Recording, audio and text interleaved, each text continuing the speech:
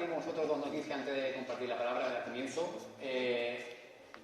El otro día me comunicaron, Paco, imagino que estará al tanto de ello, sobre una convocatoria, ¿no? Lo que Dios ha puesto en mi corazón para todos vosotros, ¿no? Primeramente lo ha hecho conmigo, soy yo el primero que me edifico, me beneficio, ¿no?, de la palabra de Dios, y bueno, ahora lo comparto con todos vosotros. El Señor me traía, bueno, hace poco hemos disfrutado, ¿verdad?, del Día Internacional de Flamenco, ¿no? Creo que fue el día 16 de este mes, ¿no? Y el Señor traía en mente a grandes artistas, ¿no?, que esta tierra de Jerez pues ha dado, ¿no? Porque aquí donde los hermanos que vienen de fuera, Jerez es una tierra de mucho arte, donde salen muchos artistas. Y me acordaba yo de entrevistas que hacía a la hija de Lola Flores, ¿no?, a Lolita, ¿no?, cuando hablaba de su madre, decía que Lola Flores era única, ¿no? Lola Flores era una mujer que, como decía, como suelen decir, que ni cantaba ni bailaba, pero cuando pisaba el escenario, pues arrasaba, ¿verdad? Tenía un temperamento y un carácter que esa mujer, pues, a todo el mundo llegaba, ¿no? Y como esta mujer, pues, a lo largo de la historia, pues, habrá mucha gente, ¿no? Camarón de la Isla. Si nos movemos en el tema artístico, pues hay muchos artistas, ¿no?, que han impactado en nuestro mundo, en nuestra sociedad, a nivel político, a nivel social. Hay cantidad de personajes. No sé, yo puedo decir algunos, Martin Luther King, Cristóbal Colón, Alejandro Magno, y una lista interminable. Cada uno puede tener su lista de personas en este mundo que han impactado, que han dejado un legado, que a lo largo de la historia no pasan desapercibidos, ni siquiera se olvidan, ¿no? Pero si yo, en esta mañana, cogiera a todos los personajes estos que han influido en la historia, de principio a fin, en el pasado y en el presente, en el futuro no, porque todavía está por ver, ¿no? Pero en el pasado y el presente, yo los juntara a todos en una sola persona. Esta persona, el resultado de esta unión, esta persona no le llegaría ni a la punta del pie al personaje más importante que podemos admirar a lo largo de la historia. Y este personaje es Jesús de Nazaret. No hay nadie, no ha habido nadie, ni hay, ni habrá, que se pueda comparar con nuestro amado Jesús de Nazaret. Él fue único, él sí que fue único e irrepetible. Y vino, y estuvo, y puso sus pies aquí en la tierra. E hizo grandes maravillas. Pero de la misma manera que se fue, volverá. Y esa es nuestra esperanza, ¿verdad? Y nos gozamos. Nos gozamos porque sabemos que Él viene a por su pueblo, a por su iglesia. Y uno de los atributos que vemos de Jesús de Nazaret, de todos los que tiene, porque, como sabéis, era hombre, 100% hombre, pero 100% Dios también a la vez. Y de todos sus atributos hay uno que en esta mañana quiero compartir. Es acerca de su amor y de su compasión. Si hay algo que destacó en el ministerio terrenal de Jesús, de principio a fin, fue precisamente su amor y su compasión por todas las almas que se acercaban a Él. En 1 Corintios 13:13 podemos leer lo siguiente, dice: y ahora permanecen la fe, la esperanza y el amor. Estos tres, pero el mayor de ellos es el amor. Si buscamos en el diccionario de la lengua española, la definición de compasión, la que encontramos es la siguiente, dice: sentimiento de pena, de ternura y de identificación ante los males de alguien. Sentimiento de pena, de ternura e identificación por los males, por los problemas de otra persona. Y si hay alguien que se identificó, que tuvo compasión, ternura, bondad de los males del prójimo, ese fue Cristo Jesús. Me gustaría en esta mañana que me acompañaseis a la lectura del texto que vamos a estudiar en esta mañana, al Evangelio según San Marcos capítulo 6. Evangelio según San Marcos capítulo 6, versículos del 30 al 44. Bueno, me imagino que ya lo tenéis. capítulo 30 al 44. Y dice así: entonces los apóstoles se juntaron con Jesús y le contaron todo lo que habían hecho y lo que habían enseñado. Él les dijo: venid vosotros aparte a un lugar desierto y descansad un poco, porque eran muchos los que iban y venían, de manera que ni aun tenían tiempo para comer. Y se fueron solos en una barca a un lugar desierto. Pero muchos lo vieron ir y le reconocieron. Y muchos fueron allá a pie desde las ciudades y llegaron antes que ellos y se juntaron a él. Y salió Jesús y vio una gran multitud y tuvo compasión de ellos, porque eran como ovejas que no tenían pastor. Y comenzó a enseñarles muchas cosas. Cuando ya era muy avanzada la hora, sus discípulos se acercaron a él diciendo: el lugar es desierto y la hora ya es muy avanzada. Despídelo para que vayan a los campos y aldeas de alrededor y compren pan, pues no tienen que comer. Respondiendo él, les dijo: dadle vosotros de comer. Ellos le dijeron: que vayamos y compremos pan por 200 denarios y les demos de comer. Él le dijo: ¿cuántos panes tenéis? Id y vedlo. Y al saberlo, dijeron: 5 y 2 peces. Y le mandó que hiciesen recostar a todos por grupo sobre la hierba verde. Y se recostaron por grupo, de 100 en 100 y de 50 en 50. Entonces tomó los 5 panes y los 2 peces, y levantando los ojos al cielo, bendijo y partió los panes.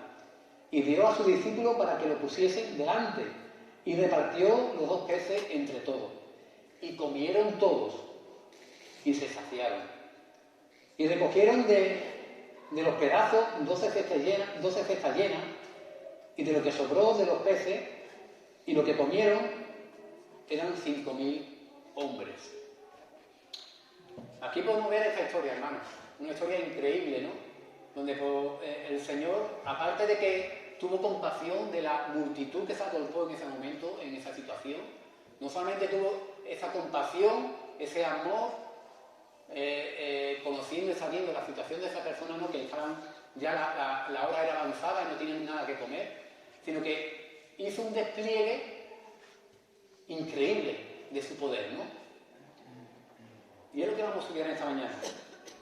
De todos los milagros que el Señor hizo, este es el único que se refleja en los 4 evangelios: Mateo, Marcos, Lucas y Juan. Y cada uno de ellos tiene diferentes detalles. Como siempre digo, por eso es bueno cuando vemos una historia, siempre es bueno compararla con el resto de los evangelios, porque cada uno da un detalle diferente y eso nos ayuda para entender y comprender lo que ocurrió en ese momento, ¿no? En Mateo y Lucas, los apóstoles reflejan la autoridad y el poder de Dios, ¿no?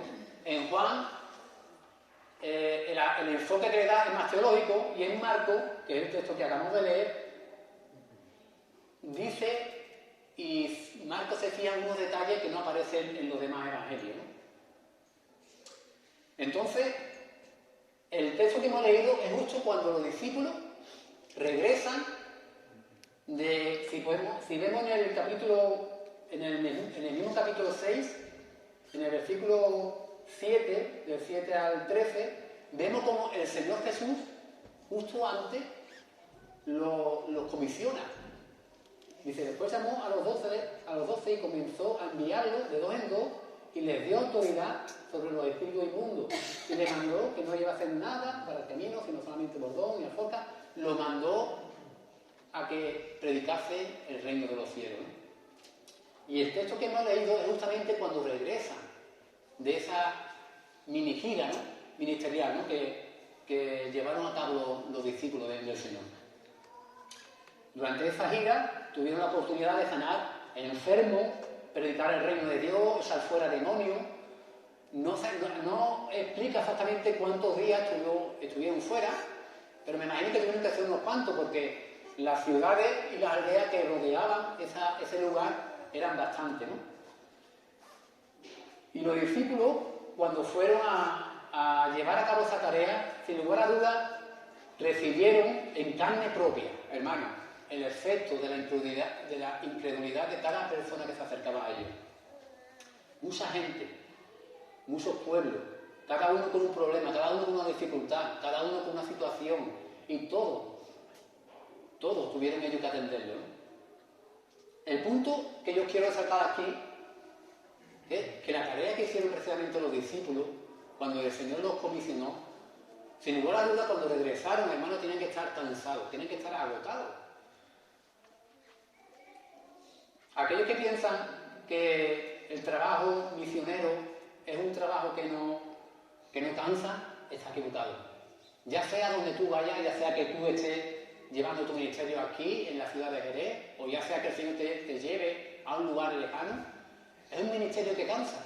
¿Por qué? Porque cuando tú sales a compartir el Evangelio del Reino de Dios,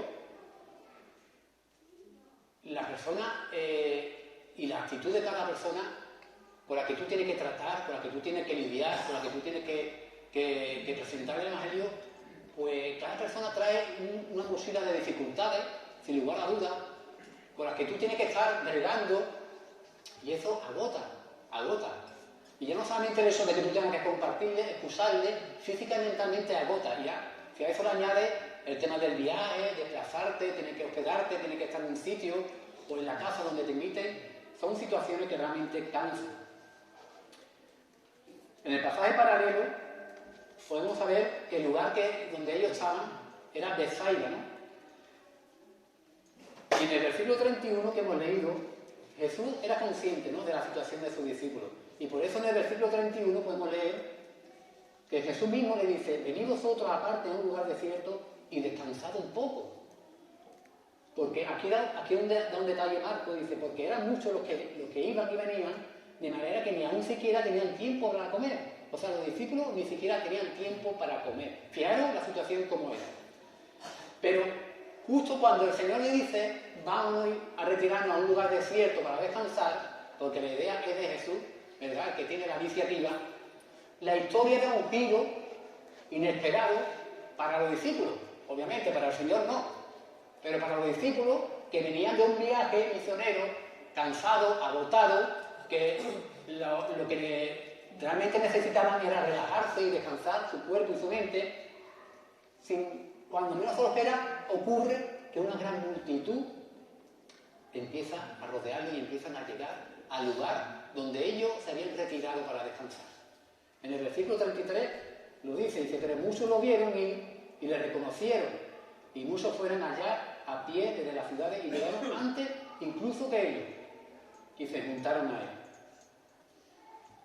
Se juntaron una gran multitud. Aquí, en el versículo 44 que hemos leído, nos da exactamente el detalle de cuántas personas eran. Nos dice que eran 5.000 hombres.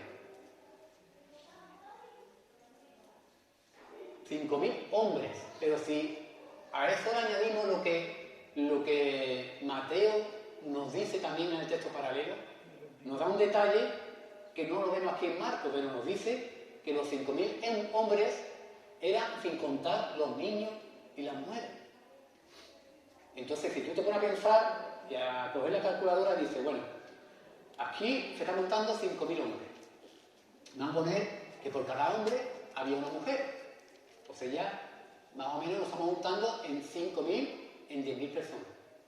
Si a eso le añadimos que cada mujer o cada familia, y teniendo en cuenta que en aquella época la natalidad no es como la de ahora, ¿verdad?, que había muchos niños en abundancia, pues vamos a ponerle un niño por familia. Ya estamos hablando de 15.000 personas. Y si a eso le añade que siempre al carro se sube o la madre, o la hermana, o la cuñada, o quien tú quieras meter, pues entonces podemos estar hablando de una cantidad que puede acercarse a las 20.000 personas las que había allí alrededor de los discípulos y alrededor de Jesús. Esto no es una cantidad cualquiera, hermano. Porque te voy a poner un ejemplo. Si Cipión Antero viniera aquí, en estos momentos, aquí donde estamos nosotros, sería la cantidad, más o menos, que se agolpó en el lugar donde estaban retirados los discípulos de Jesús. Cipión tiene unas 19.000 personas más o menos. Pues imaginar por un momento que de golpe y porrazo empiezan a llegar aquí 20.000 personas al polígono, de tal manera que nos rodean. Y me imagino que lo último que esperaban los apóstoles era precisamente esa cantidad de gente, ¿no? Pero hermano, la agenda ministerial de nuestro Señor, la mayoría de las veces, no coincide con la nuestra. Nosotros podemos tener unos pensamientos, nosotros podemos tener unos planes, podemos tener una agenda, pero el Señor tiene una agenda completamente distinta a la nuestra y al final de lo que se trata, lo que se tiene que imponer es la agenda de Dios, no la nuestra, ¿verdad? Ahora, ¿qué pasó con el reposo que Jesús había planificado para sus discípulos? Porque vuelvo a repetir que la iniciativa de ese reposo, de ese descanso, no salió de los discípulos, en verdad, salió del Maestro, de Jesús. Le digo, apartémonos a un lugar desierto y descansad un poco. Bueno, yo creo, hermano, que aquí el Señor les quería enseñar a sus discípulos un tipo de reposo y de descanso mucho mejor, superior al que ellos se podían imaginar físicamente y sobre todo duradero. Aquel que tú y yo necesitamos en multitud de ocasiones en nuestras vidas. Si vamos a Isaías capítulo 40, versículos 29 y 30, el Señor dice: Él da esfuerzo al cansado y multiplica la fuerza al que no tiene ninguna. Los muchachos se fatigan y se cansan, los jóvenes flaquean y caen, pero los que esperan al Señor tendrán nueva fuerza. Levantarán alas como las águilas, correrán y no se cansarán, caminarán y no se fatigarán, hermano. Él da fuerza al cansado. Y yo no sé cómo estás tú esta mañana, el problema que estás atravesando ni la situación que tienes, pero te puedo asegurar que el Señor multiplica tu fuerza, puede multiplicar, tiene esa capacidad de multiplicar tu fuerza donde tú crees que no tiene. Él te puede levantar como las águilas, como dice el texto que acabamos de leer, ¿no? Hay ocasiones providenciales donde Dios nos coloca situaciones en las que no tenemos tiempo para descansar y es ahí cuando vemos la mano de Dios, ¿verdad? Todos, alguna vez, en alguna ocasión de nuestra vida, hemos tenido una situación, un problema, llámase como se llame, una enfermedad, lo que tú quieras, hermano, por lo que estés pasando, por lo que hayas pasado, en el que tú realmente dices, ya no puedo más, no puedo dar un paso más, estoy totalmente agotado, no tengo fuerza. Y justamente en esta situación, cuando ya no puedes más, incluso te vienen 5 problemas más, todavía. Y dices, ¿qué es lo que hago ahora? ¿Verdad? Pero, como he dicho antes, Dios tiene el poder y la capacidad, hermano, de multiplicar la fuerza, nuestra fuerza. Los discípulos en ese momento estaban agotados, exhaustos por el viaje misionero que habían tenido. Pero el Señor les quería hacer experimentar precisamente eso que hemos leído, que Él multiplicaba la fuerza. Y de la misma manera que Él multiplicaba la fuerza a sus discípulos, lo va a hacer con nosotros, en cada una de nuestras situaciones y dificultades por las que estemos pasando. Pero hay algo mucho más importante en esta historia que los discípulos iban a poder experimentar. En medio de esa interrupción, de esas mini vacaciones, ¿verdad? Los discípulos iban a experimentar un despliegue abismal de la compasión y del amor de Jesús, ¿no? De la compasión, del poder, de la gracia de nuestro Señor, ¿no? Y tú te preguntarás esta mañana, ¿qué tiene todo esto que ver con el reposo, verdad? Y quiero que me escuchen con atención esto que te voy a decir, porque es importante. Al final de cuentas, escúchame, el cansancio del alma no proviene de las circunstancias difíciles o de los problemas por los que tú estés pasando. El cansancio proviene del hecho que nosotros, la tendencia que tenemos nosotros de perder de vista la gracia, la bondad, la compasión, el poder, la sabiduría, la misericordia de nuestro gran Dios y Salvador Jesucristo. Cuando estamos en medio del problema, eso es realmente lo que trae cansancio a nuestra alma. No es el problema, no es la situación, es el hecho de perder de vista aquel que está con nosotros, que tiene compasión de nosotros, tiene todo el poder, tiene toda la sabiduría, tiene la misericordia que nos puede sacar de problemas. Eso es realmente lo que nos puede librar de ese cansancio. Cuando apartamos nuestra vista del Señor es cuando realmente nos agotamos. En el texto paralelo, en Lucas 9:11, dice: y cuando la gente lo supo, le siguió, y Él les recibió, y les hablaba del reino de Dios, y sanaba a los que necesitaban ser curados. Para los discípulos quizás no lo dice el texto, hermano, y no sabían especular sobre cosas que no dice el texto, pero yo he hecho andar mi imaginación, y a fin de cuentas es una cosa: el ser humano es el mismo, ayer, hoy y mañana. Nuestra naturaleza, nuestra manera de proceder, nuestra manera de actuar, al final es la misma. Hace 2000 años, ahora y cuando pase 50, porque nuestra naturaleza sigue siendo la misma. Pensamos igual, actuamos igual, pecamos igual, caemos en los mismos fallos, en los mismos errores, y al final es lo mismo. Y yo me imagino que los discípulos, lo que menos se esperaba era esta situación, como he dicho antes, ¿no? Pero Jesús no. Jesús vio a esta multitud con ojos diferentes. Jesús no lo vio como un estorbo, como una molestia. Él salió, hermano. ¿Usted no imagina lo que es salir y recibir a 20.000 personas? Porque eso es lo que le imagina el texto. Y aquí no estoy echando mano de la imaginación, es lo que hemos leído, ¿verdad? Y cuando la gente lo supo, le siguió. Y Él les recibió y les hablaba del reino de Dios y sanaba a los que necesitaban. Estamos hablando de muchas personas, hermano. Estamos hablando de 20.000 personas. Lejos de su miseria, de sus problemas, de sus enfermedades, Jesús lo que veía, los veía a ellos como ovejas que no tenían pastor, ¿no?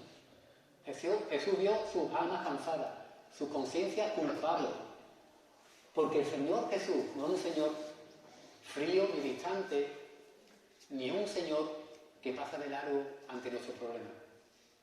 Ahora, ¿por qué Marcos da este detalle que no dan los demás evangelistas en los evangelios? ¿Por qué Marcos da el detalle precisamente de cuando el Señor lo vio como ovejas que no tenían pastor? Todos sabemos, bueno, yo más o menos, porque tampoco me he dedicado al campo, ni he sido ganadero, ni he cuidado ovejas. Pero todos sabemos, en cierta manera, las características de una oveja, ¿verdad? Una oveja sabemos que es un animal débil, indefenso. Hace poco también vi en YouTube un vídeo que me hizo mucha gracia, de una ovejita que estaba atascada, que no se podía mover ni podía salir en una zanja del campo, ¿verdad? Y estaba ahí metida, la ovejita no podía salir, y en esa zanja que hay en los linderos del campo, me imagino que será para cuando llueve mucho, para que las aguas puedan correr, ¿no? Y en esa zanja era muy estresa, que estaba la ovejita ahí atascada y que no podía salir, y llegaba el pastor y la cogía a la oveja con mucha fatiga y la sacaba para afuera, y la oveja contenta empezó a correr y cayó otra vez en la zanja. Y me hizo gracia porque es el reflejo de nosotros, hermanos. El Señor muchas veces, como buen pastor de nuestras vidas, nos saca del problema, nos saca del hoyo y volvemos a caer muchas veces, ¿verdad? Y el Señor contemplaba a esta gente como ovejas que no tienen pastor, porque si somos, como todos sabemos, los líderes religiosos de aquel tiempo no estaban ejerciendo su labor como líderes del pueblo de Israel. En vez de alimentar al pueblo de Dios, ¿sabéis lo que hacían? Lo único que sabían es hacerle caer en un legalismo que los asfixiaba y que no podían acallar ni sanar su conciencia culpable. Ellos no sabían pastorear las almas. Ellos lo único que sabían hacer y poner eran reglas que ni siquiera ellos cumplían. Pero el Señor, el buen pastor, el pastor de pastores, se encontraba allí en aquel lugar y Él los contemplaba como ovejas que no tenían ese pastor, ¿no? ¿Y qué fue lo que hizo el Señor? El Señor los alimentó, como podemos ver más adelante, no solamente de pan y de peces, lo alimentó de lo más necesario para esas personas. Porque como hemos leído, dice que les enseñaba. Le enseñaba de mucha, le enseñó mucha palabra, le dio mucha enseñanza a toda esa multitud. Porque al fin de cuentas, por mucha que sea las necesidades que tú y yo tengamos, mi hermano y mi hermana que está aquí en esta mañana, por mucho que sean los problemas que tú tengas, la necesidad más importante que tú necesitas es escuchar y oír de la palabra de Dios. La mejor manera o la mejor forma que yo puedo, o los pastores podemos manifestar nuestro amor es enseñando acerca de la palabra de Dios, con integridad y con devoción. Lo mejor que podemos hacer, hermanos, la mejor manera de demostrarnos nuestro amor es enseñaros la palabra de Dios. Porque la palabra de Dios es lo que nos da vida. Dice que hay un texto que dice que no solamente de pan vive el hombre, ¿verdad?, sino de toda palabra que sale de la boca de Dios. Y el Señor no solamente los recibió, sino que les enseñaba. En Mateo capítulo 24, versículos 45 y 46, dice: ¿Quién es, pues, el siervo fiel y prudente, al cual puso su Señor sobre su casa para que les dé el alimento a tiempo? Bienaventurado aquel siervo al cual, cuando su Señor venga, lo halle haciendo así.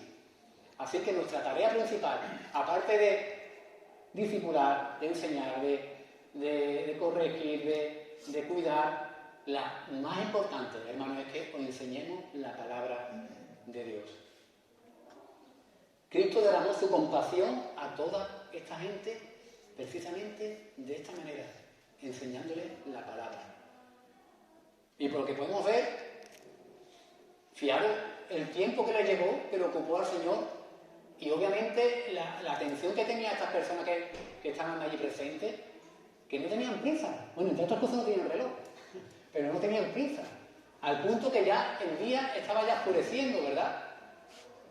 Y este hecho, concretamente, de que ya la noche se estaba acercando, da lugar a la siguiente escena, ¿no?, que podemos presenciar en esta historia, ¿verdad?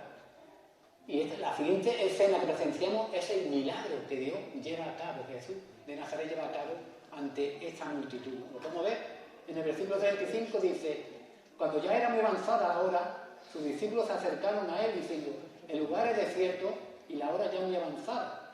Despídelo para que vayan a los campos y aldeas de alrededor y compren pan, pues no tienen que comer. Los discípulos hasta cierto punto estaban diciendo algo razonable, ¿verdad? Hasta cierto punto estaban siendo prudentes, porque lo más lógico ante esa situación de ya que estaba oscureciendo es que ya se fuera despidiendo a la gente, porque en el lugar que estaban no había nada. Tienen que desplazarse a la área más cercana para poder adquirir y comprar algo con el que poder alimentarse, ¿verdad? Pero claro, eso es hablando razonablemente, con nuestra manera de pensar, pero hay un pequeño detalle que a los discípulos se les olvidó. Pequeño detalle. ¿Sabéis cuál fue, no? Bueno, que allí estaba presente Jesús de Nazaret. Ahí estaba presente aquel que todo lo podía hacer, ¿no? Os voy a hacer una pregunta en esta mañana. ¿Cuál fue el primer milagro que hizo el Señor Jesús?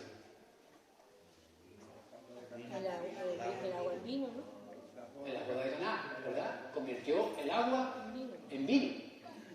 O sea que todos sabían perfectamente que el Señor tenía ese poder para transformar los elementos de la naturaleza, cambiar el agua en vino. Y aparte los discípulos habían presenciado ya multitud de milagros que había hecho el Señor, ¿no? Pero en estos momentos los discípulos, ¿qué le ocurría a los discípulos? Bueno, lo que te puede ocurrir a ti es lo que me puede ocurrir a mí, que de eso nos ocurre, que estaban tan atascados en el problema que eran incapaces de ver que la solución la tenían enfrente de sus ojos. Eso es lo que nos ocurre muchas veces, hermano. Yo soy el primero que lo reconozco. Muchas veces estoy tan metido en el problema, en la situación, sea cual sea, que soy incapaz de ver que a mi lado tengo al Todopoderoso, aquel que hizo los cielos y la tierra, aquel que llama las cosas que no son como si fuesen, aquel que calmó la tempestad, los vientos, las olas, ¿os acordáis? Y es que, como también compartí anteriormente, cuando empezamos a andar por vista, en vez de andar por fe, lo que nos hace esa vista, andar por vista, es tener una miopía espiritual que nos impide ver todos los recursos que tenemos a nuestro alcance, ¿no? Y sabéis una cosa, a veces la realidad se hace tan real, valga la redundancia, en nuestras vidas, que lo que nosotros le llamamos prudencia o una cosa razonable, en verdad lo que esconde es nuestra incredulidad, nuestra falta de fe. ¿Entendéis lo que os digo? Muchas veces la realidad se hace tan real en nuestras vidas que lo que nosotros decimos, a la manera de actuar de nosotros, que nosotros le decimos prudencia o a reaccionar de una manera lógica, en verdad lo que está escondiendo es nuestra falta de fe y nuestra incredulidad, hermano. ¿Pero qué fue lo que le respondió el Señor? Ante esta respuesta de los discípulos, ¿cuál fue la respuesta del Maestro? Pues lo vemos en el versículo 37, ¿verdad? Pero en Juan, vamos al Evangelio de Juan, capítulo 6. Acompañadme, por favor. Evangelio de Juan, capítulo 6, versículos 4 y 7, lo podemos ver con más detalle todavía.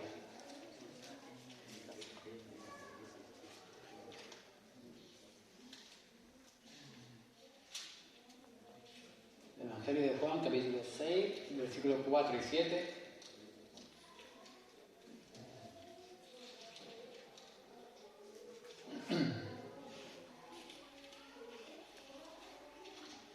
Dice así: y estaba cerca la Pascua, la fiesta de los judíos, cuando alzó Jesús los ojos y vio que había venido a él una gran multitud. Dijo a Felipe: ¿de dónde compraremos pan para que coman esto? Pero esto decía para probarle. El Señor estaba probando a los discípulos, porque él sabía lo que había de hacer, ¿verdad? Felipe le respondió: 200 denarios de pan no bastarían para que cada uno de ellos tomase un poco siquiera. Y uno de sus discípulos, Andrés, hermano de Simón Pedro, le dijo: aquí hay un muchacho que tiene 5 panes de cebada y 2 pececillos. Mas, ¿qué es esto para tanto?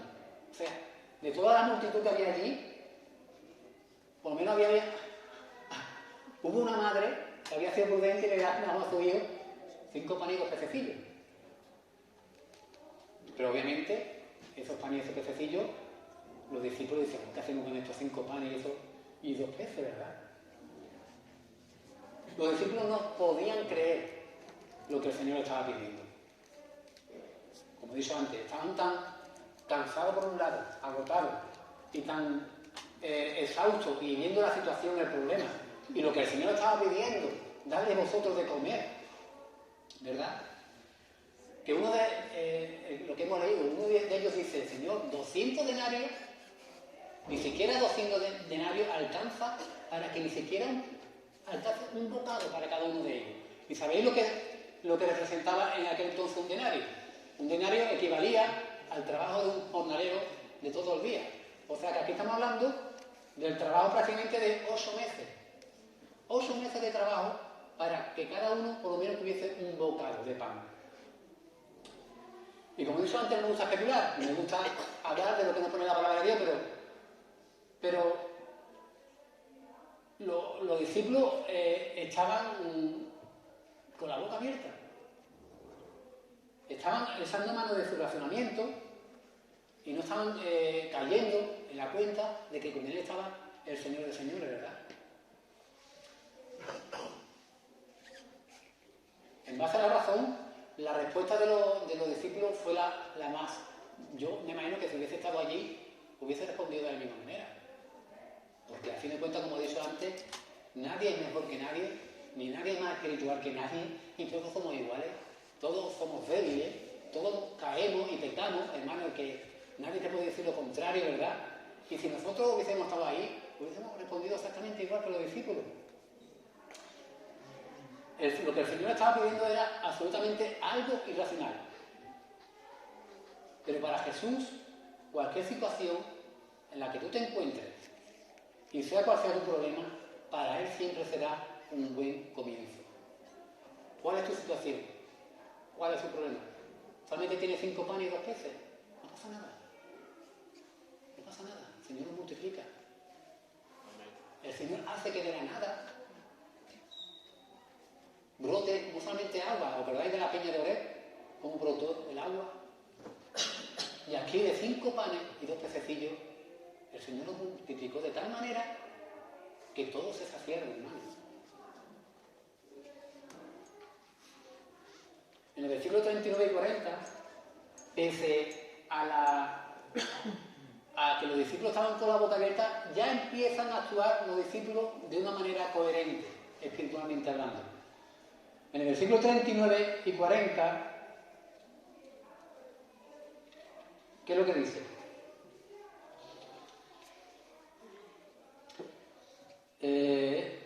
39 y 40 dice: y le mandó que hiciesen recostar a todos por grupos sobre la hierba verde, y se recostaron por grupos de 100 en 100 y de 50 en 50. O sea, ya los discípulos no se preguntaron el por qué. Ya los discípulos se limitaron a hacer lo que el Señor estaba diciendo. Ya eso ya era la manera correcta en que tienen que actuar los discípulos, ¿verdad? ¿Y qué fue lo que primero que el Señor hizo? Tomó los panes y los bendijo, ¿verdad? Y le dio gracias a Dios. No le dio gracias a este niño que fue el que los puso, sino le dio gracias a Dios. ¿Por qué le dio las gracias a Dios? Porque todo lo que recibimos, hermanos, todo lo que nosotros podemos tener en nuestra vida, no es gracias a nuestro esfuerzo, ni a nuestra sabiduría, ni a nuestro trabajo, ni a todo lo que tú puedas hacer para conseguirlo. Todo lo que tú tienes, hermano, es gracias a la misericordia y a la compasión de Dios. Amén. Todo, absolutamente todo. No caigamos en el error de pensar que es por los méritos de nosotros, hermano. Créeme que no. Créeme que no. Hasta el aire que respira, hermano, es un regalo de Dios. Por su gracia y por su misericordia. Ahora, yo te voy a decir una pregunta también esta mañana. Y ya voy terminando. ¿De dónde fueron tomados estos panes y estos peces? ¿Dónde nadaron estos peces que comieron? ¿O dónde fue sembrado el trigo o la cebada, lo que fuera, con lo que fue hecho este pan? ¿Dónde? De ningún sitio, ¿verdad? De ningún sitio. La comida que el banquete que el Señor preparó para esta multitud, ni fue sembrada, ni fue pescada. ¿Sabía una cosa? Desde que el hombre pecó, desde que Adán y Eva pecaron, la tierra fue impactada por la maldición. Todo fue maldecido. Desde el hombre a causa del pecado hasta la tierra. Dice que la tierra es una pyme por las consecuencias del pecado, ¿verdad? Y todo lo que tú y yo comemos está maldecido. Por muy buena que esté la comida, por muy buena pinta que tenga, que la tiene mi mujer, cuando hace carrillar tiene una pinta y sale muy buena. La carrillar sale muy buena, otras cosas también. Pero esa comida, todo lo que tú comas, está maldecido. La tierra a causa del pecado. Y esta comida que comieron esa multitud no venía de la tierra, fue elaborada y preparada por el mismo Señor. Y yo te puedo asegurar, hermano, te puedo asegurar al 100% que tú no has comido un pez y un pan tan sabroso como los que comieron estas personas. El pan que comieron estas personas y el pez que degustaron, eso tiene que ser un manjar, porque fue preparado por el mismo Dios. Y fijaros qué casualidad que el lugar donde ocurrió este hecho era un lugar desierto, ¿verdad? Igual que estaba el pueblo de Israel cuando salió de Egipto hacia la tierra prometida, estaba en un desierto. Y el Señor, ¿qué fue lo que le hizo? Cuando el Señor empezó a protestar, cuando la multitud empezó a protestar acerca de la comida. ¿Qué fue lo que el Señor le dio? El maná, ¿verdad? El maná que caía del cielo. Otra comida que no era elaborada por el hombre ni estaba maldecida por el pecado. Pero aquí el Señor le dio a degustar algo, hermano, que fue una primicia de lo que el hombre pudo tener en el paraíso, cuando el Señor los plantó en el paraíso, en el huerto de Edén, ¿verdad? Me gustaría que me acompañaseis, para terminar cómo termina la historia, me gustaría que me acompañaseis al Evangelio de Juan, capítulo 6. Ahí vamos a terminar lo que es la historia. ¿Y por qué me voy a Juan?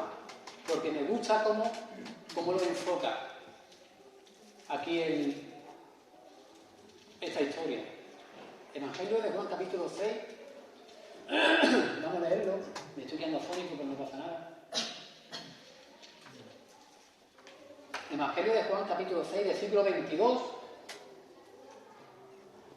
Porque el apóstol Juan enlaza esta historia, este milagro de alimentar a los 5.000, lo enlaza con el Señor Jesús como el pan de vida.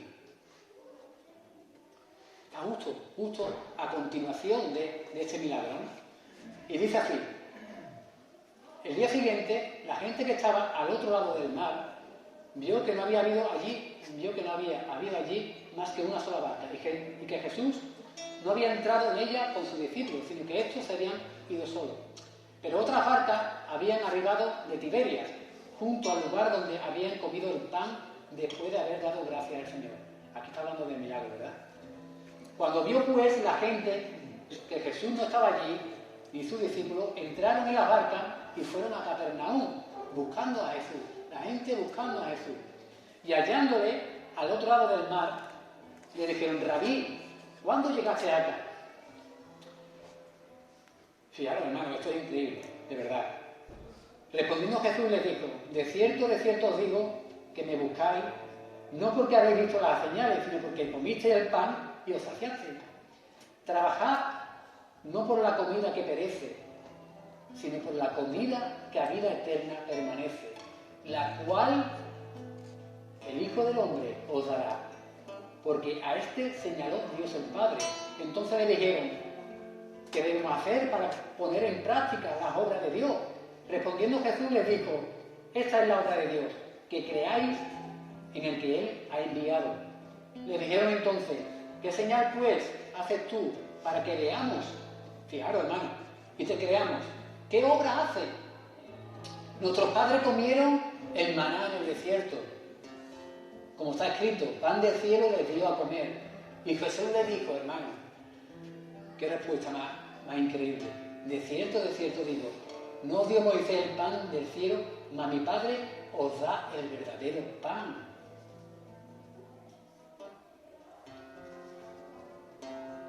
Porque el pan de Dios es aquel que descendió del cielo y da vida al mundo. Le dijeron: Señor, danos siempre este pan. Jesús le dijo: el gran yo soy. Yo soy el pan de vida. El que a mí viene nunca tendrá hambre. Y el que en mí cree no tendrá sed jamás. Mas os he dicho que aunque me habéis visto, no creéis. Todo lo que el Padre me da vendrá a mí, y el que a mí viene no lo echo fuera. Porque he descendido del cielo no para hacer mi voluntad, sino la voluntad del que me envió. Y esta es la voluntad del Padre, el que me envió, que de todo lo que Él me diere no pierda yo nada.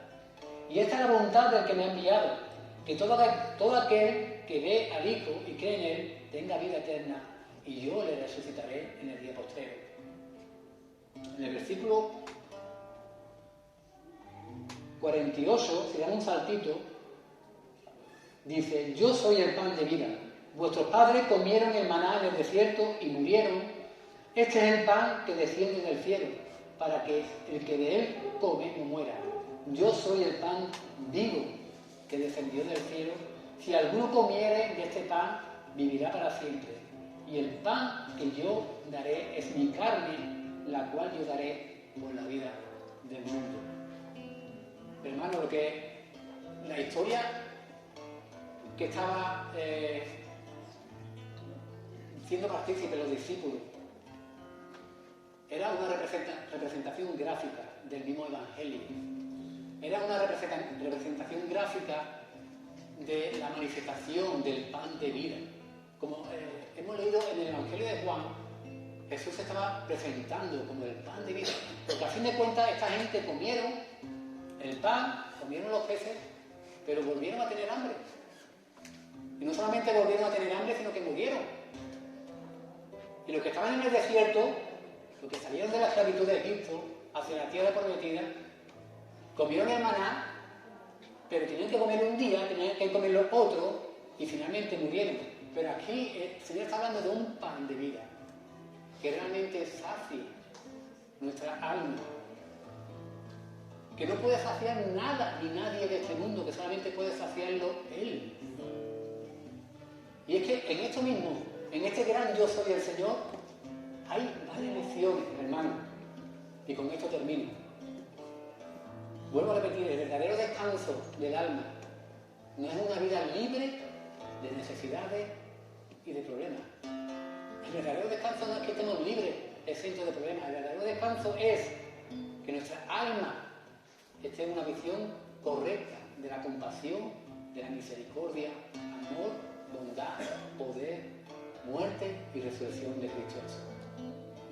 Ese es el verdadero descanso que yo un día pude llegar, hermano, y que vosotros también, juntamente conmigo, habéis podido disfrutar, hermano, porque en este mundo no tendremos descanso, verdadero descanso, porque tú puedes tener dificultades, muchos problemas, pero cuando tú estás afianzado y con tu confianza puesta en el Señor, tu alma descansa, tu alma está segura. Tú podrás tener millones en el banco, podrás tener una salud de hierro, gloria a Dios.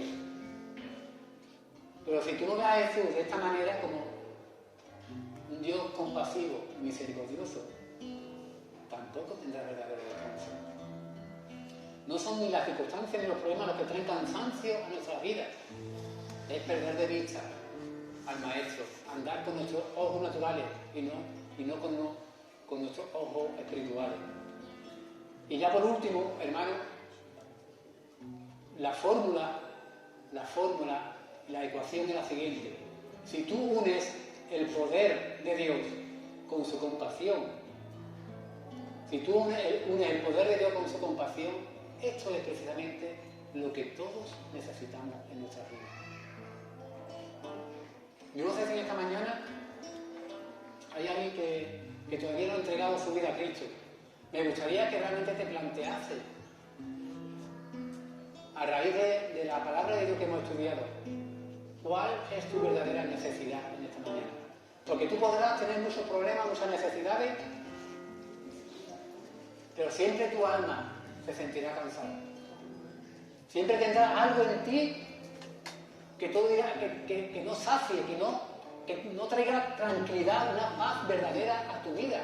El único que puede traer esa paz verdadera es el pan de vida que hemos leído en esta mañana. Y no hay otro dado a los hombres en el que realmente podamos ser salvos de esa atadura, de ese cansancio. Él fue quien pagó cada una de nuestras ofensas, de nuestros pecados. Él fue, las clavó allí en la cruz por cada uno de nosotros. Y Él nos te brinda en esta mañana la oportunidad de forma gratuita. No tienes que hacer absolutamente nada, ya lo hizo todo por ti. Créeme, por ti y por mí, Él lo hizo absolutamente todo. Clavó ahí en esa cruz cada uno de nuestros pecados, lo que hemos hecho en el pasado, lo que hacemos en el presente y lo que haremos en el futuro, porque si seguimos pecando no somos perfectos. Yo quiero brindarte en esta mañana esta oportunidad. Si todavía no lo has hecho, de verdad, aprovecha la oportunidad que el Señor te está brindando en esta mañana. Levanta tu mano y dile: Señor, yo quiero comer de ese pan que realmente puede saciar mi alma y calmar mi sed. Si no lo has hecho, hoy es el día en el que tú puedes ser salvo. Realmente, hoy es el día donde tú puedes gozar de ese banquete que el Señor ha preparado para cada uno de nosotros, los que queremos creer en ese sacrificio que hizo la cruz. Pero no voy a insistir más. Realmente quería dejar en esta mañana esta palabra, hermano, para que seamos conscientes de que, sea cual sea nuestra situación por la que estemos pasando, que no perdamos de vista a aquel que está de nuestro lado. Que no perdamos de vista a aquel que puede multiplicar por cero. Él puede multiplicar por cero. De donde no hay nada, Él puede hacer una multiplicación.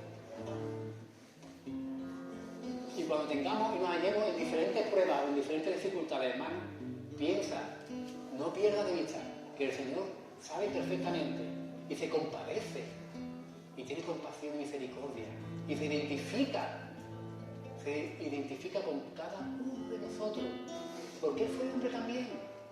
Es Dios, pero también fue hombre y sabe perfectamente por aquello por lo que podemos estar pasando. Así que, hermano, que el Señor te bendiga, que el Señor nos haga disfrutar de su compañía y que en medio de la prueba y de la dificultad seamos capaces de darnos cuenta que tenemos de nuestro lado aquel que puede multiplicar los panes y los peces. Que el Señor te bendiga realmente.